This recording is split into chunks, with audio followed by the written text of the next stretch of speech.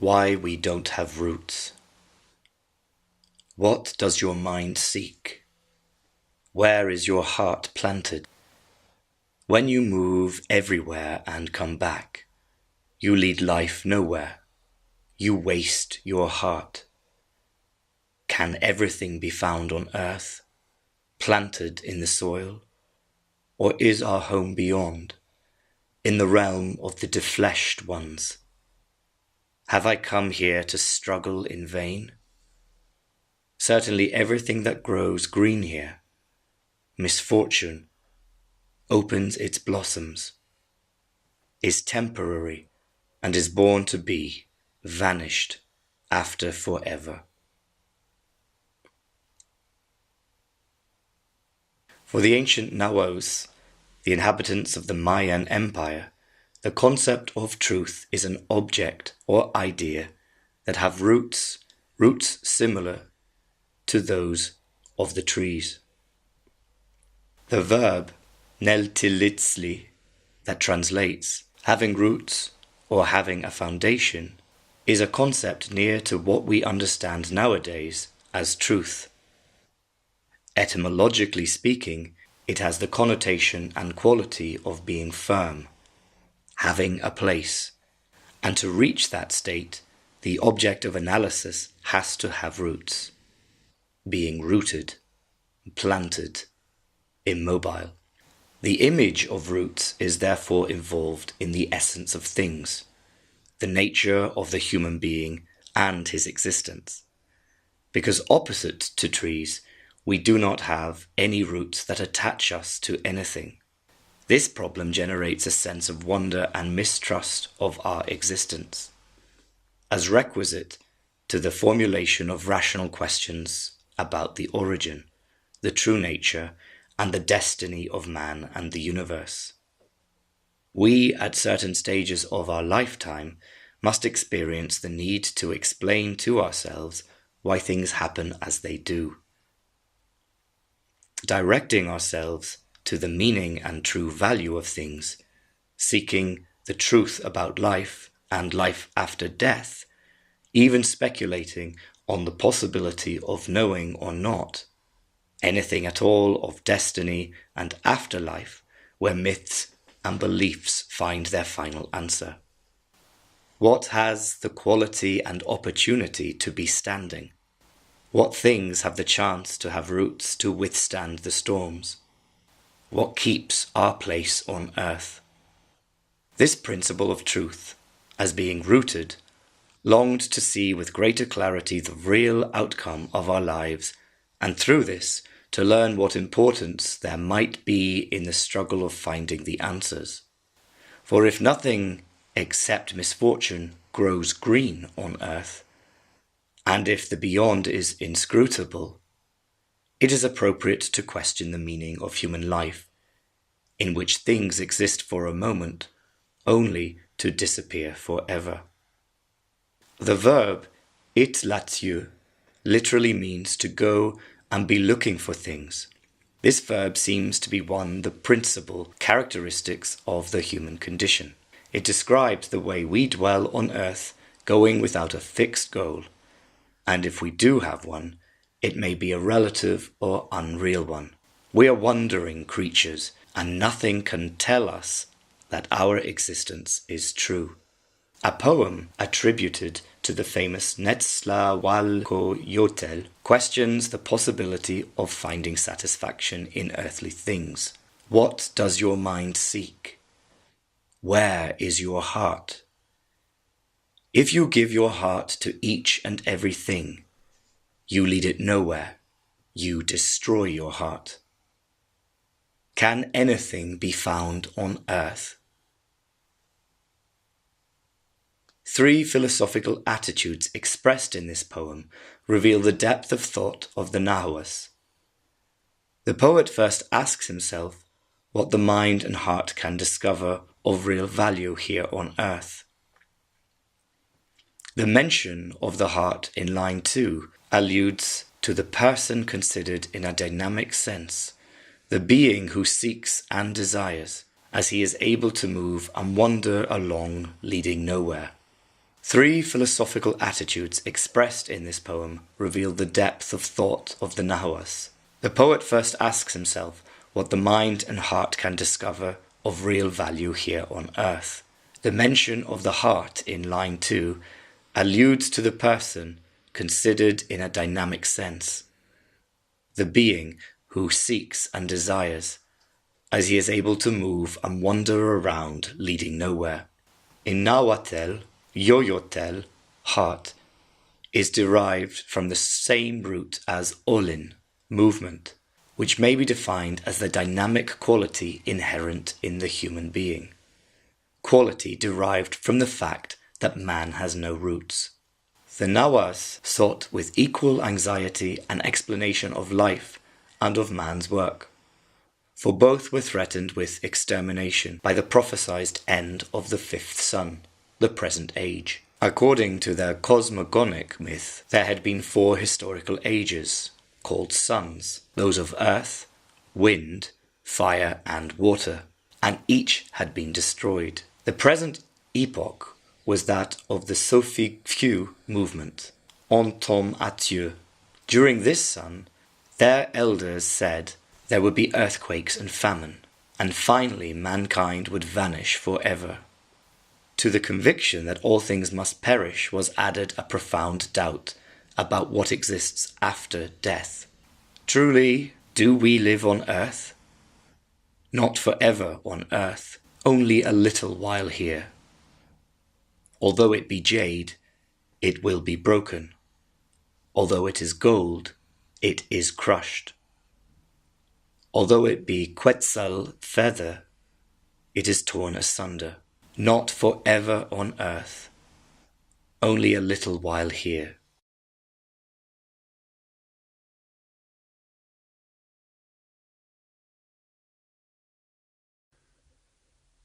Textus. Jam ordo ad vegetabilia iorumque mixionem vocat, corum mixio a priori differt, quod spiritu animali careat, et in aperto fiat, variis aeris visifitudinibus subjecta, et alterationibus. Neque enim partes accrescibiles preperete funt, ut in animalium uterofancis. Fed in ipsa planta demum preparantur, digeruntur, icocuuntur. Unde fub initium acida amara, fub finem interdum dulcis elft. Fitque ec alteratio per modum coibitionis, ubi effluvia terra et aeris mediante aqua influunt, et folis calore arbitratione et evaporatione aequerum parsiem terrei ficantur, atque digeruntur et infipantur, unde per diem plante aride effice redite noctu. Humiditate matraunt, quae per diem rurfurs evaporatur, et sterem fubitantiam, quam advexit, in planta relinquit. Proinde pluvia vocatur fertilis, ob cotenta, quibus planta nutritur et augmentatur. Ec ergo aftralis fubitantia in plantam influens, et folle cocta ac digefta in fuavem fubitantiam alteratur, aqueam oleofam folidam et humidam fuptilem et grofam pro particularum influentium diversitate et feminis proprietate. Quod partes fua idea jam in fe continet, et eadem ratione cum per humectationem in terra putrefit, feu potius revolvitur et rarefit, juxta gravitatis et quantitatis terminos. ficut in animali femine contigit, primam fue plente ideam exhibet, quae per partes affluentes et accrescibiles augmentatur, donec in affolutam formam perveniat, multis autem modis in vegetatione fua impedire e promoveri vegetablia pofunt. Impediuntur oftero vento, frigore, nimio calore, promoventur feminis pote flate, roborata, digilenti cultura, et transpiratione terre facta vulgo gerurt, additis pfipitibus pro fulcro contraventos, tegumentis pro iemme, umefactionibus proficitate. Variis deinde transplantationibus alterantur, varie transmutationes e alterationes arte cofantur, tum ratione forme, tum coloris, odoris, et vaporis ergo. In primis vero fertilitas feminis promoveri poteft, vel pertere, qui inferitur firmationem, vel per feminis ante commissionem interam inhibitionem.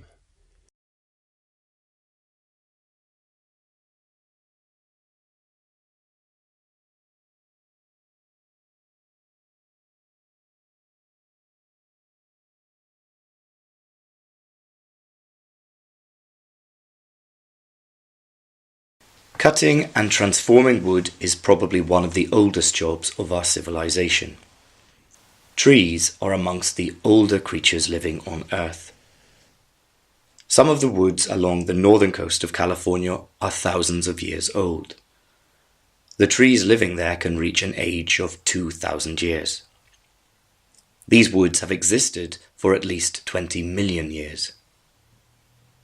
Trees living in these woods are young at the age of 350 years.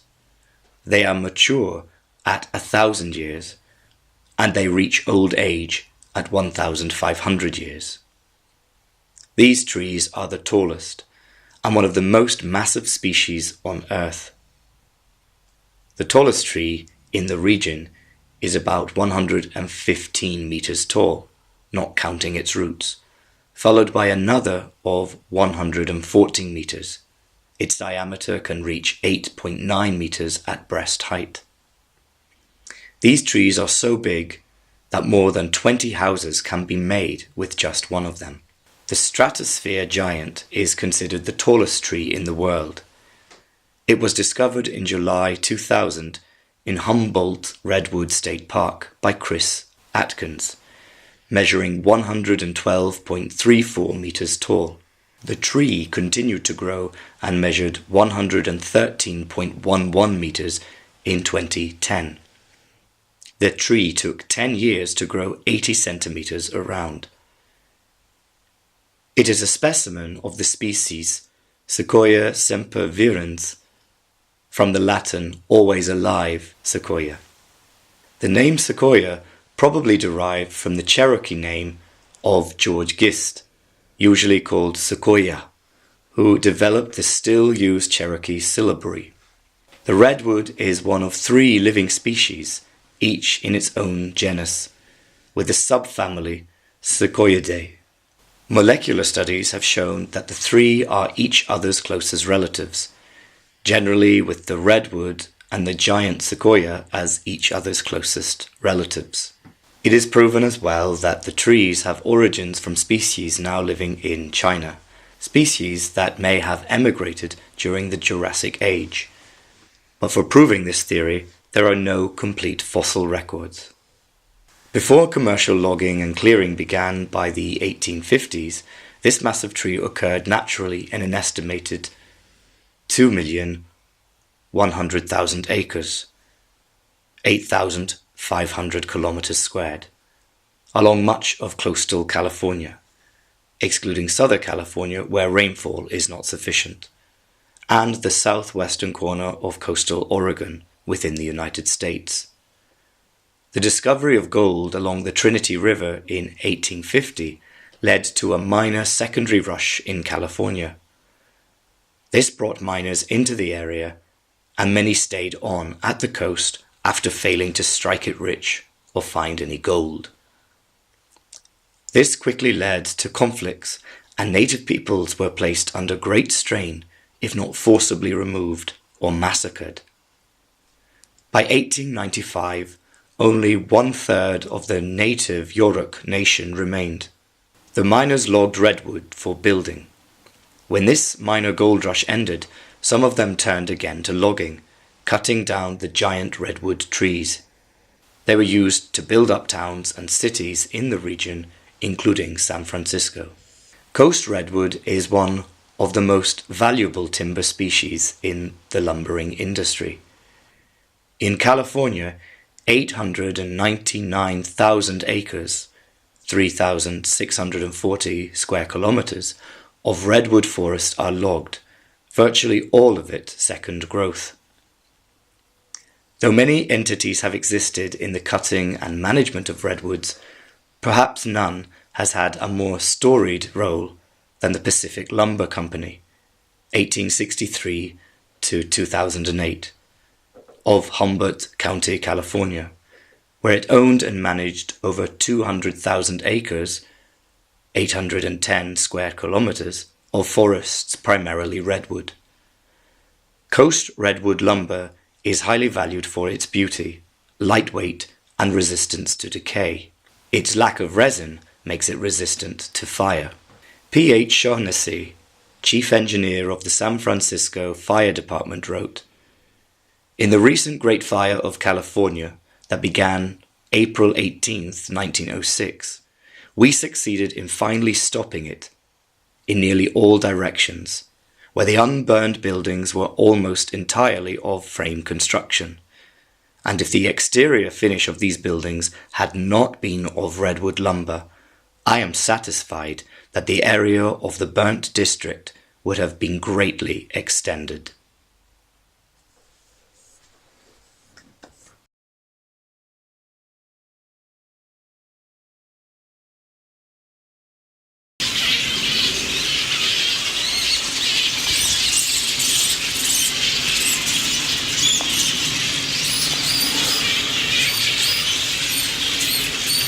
Der Lindenbaum, or the Linden Tree, is a song part of the Winterreise, Winter Journey, composed for voice and piano by Franz Schubert in the year 1828, when the composer was very sick, having contracted syphilis, that inevitably was to affect the remainder of his life, his physical and mental health, and the music he was composing.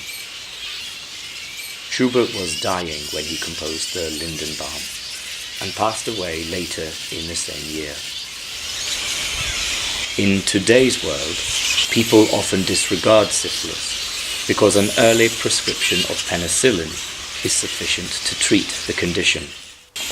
Unfortunately for Schubert, the popular treatment by physicians then was to place the patient in a sealed room and cover the patient's body with mercury.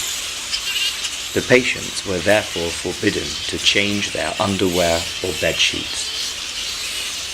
The treatment would cause the mouth cavity to heat up and taste of metal, which adversely affected the patient's appetite. The consequences included mouth cavity pains, difficulty swallowing, excessive drooling, diarrhea, vomiting, and excess urination. The doctors explained to the patient that these were simply the side effects of effective treatment, but in fact, they are symptoms of mercury poisoning. Schubert passed away in Vienna in 1828 at the age of only 31.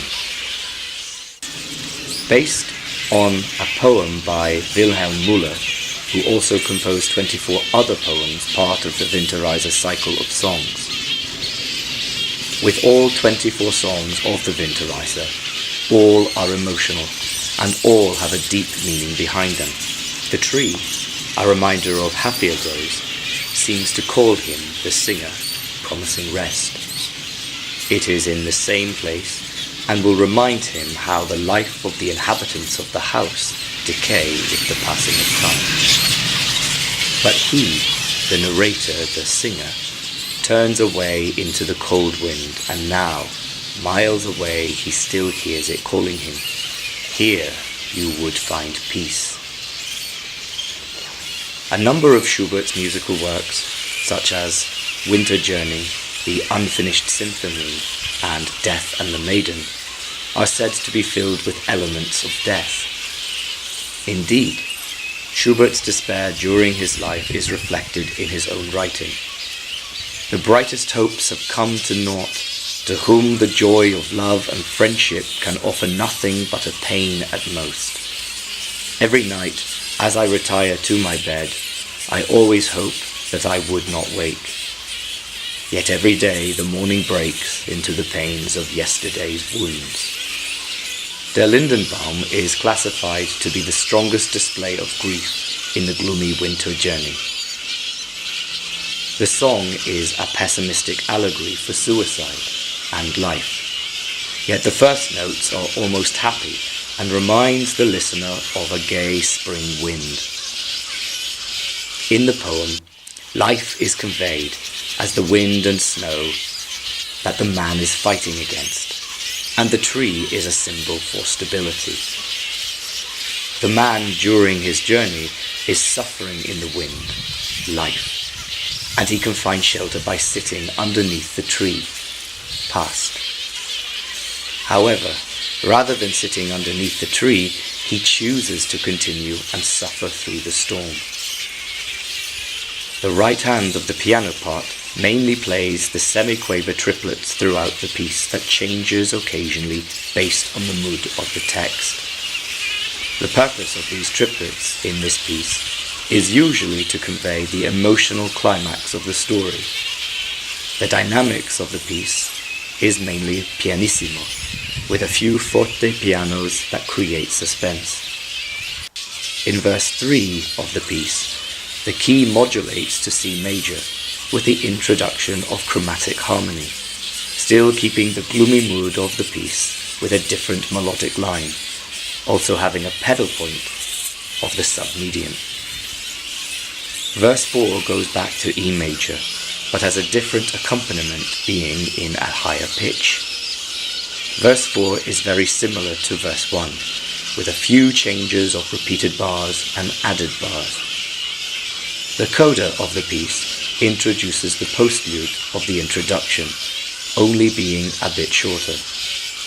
The texture of this piece is homophonic and thick, with all parts being played mostly at the same time.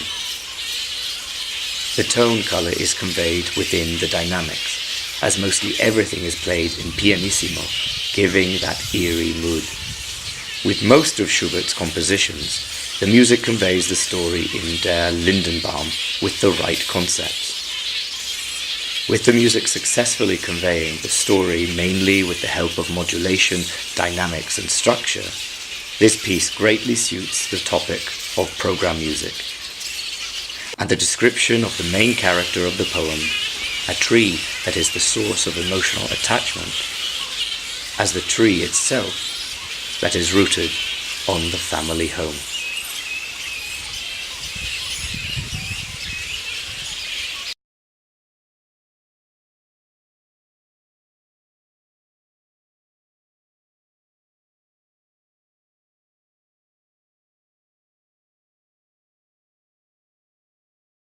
I, Nebuchadnezzar, was at home in my palace, contented and prosperous.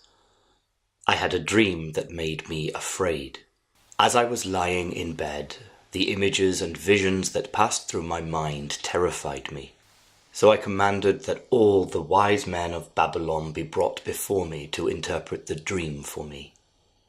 When the magicians, enchanters, astrologers, and diviners came, I told them the dream, but they could not interpret it for me. Finally, Daniel came into my presence, and I told him the dream. He is called Belteshazzar, after the name of my God, and the spirit of the holy gods is in him. I said, Belteshazzar, chief of the magicians, I know that the spirit of the holy gods is in you, and that no mystery is too difficult for you. Here is my dream. Interpret it for me. These are the visions I saw while lying in bed. I looked, and there before me stood a tree in the middle of the land. Its height was enormous. The tree grew large and strong, and its top touched the sky. It was visible to the ends of the earth. Its leaves were beautiful, its fruit abundant, and on it was food for all.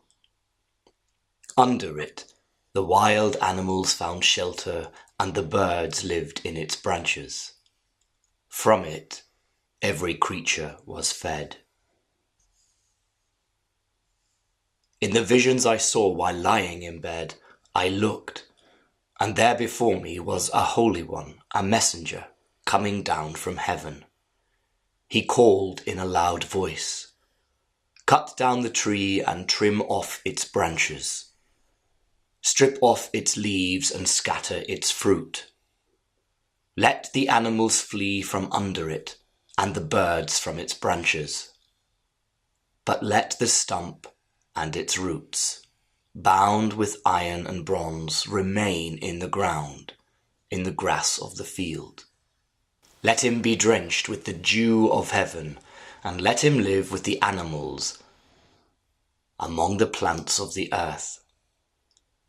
Let his mind be changed from that of a man, and let him be given the mind of an animal, till 7 times pass by for him. The decision is announced by messengers. The holy ones declare the verdict, so that the living may know that the Most High is sovereign over all kingdoms on earth, and gives them to anyone he wishes, and sets over them the lowliest of people. This is the dream that I, King Nebuchadnezzar, had. Now, Belteshazzar, tell me what it means, for none of the wise men in the kingdom can interpret it for me, but you can, because the spirit of the holy gods is in you. Then Daniel, also called Belteshazzar, was greatly perplexed for a time, and his thoughts terrified him. So the king said, Belteshazzar, do not let the dream or its meaning alarm you. Belteshazzar answered, My lord, if only the dream applied to your enemies and its meaning to your adversaries. The tree you saw, which grew large and strong, with its top touching the sky, visible to the whole earth, with beautiful leaves and abundant fruit, providing food for all, giving shelter to the wild animals, and having nesting places in its branches for the birds. Your Majesty, you are that tree.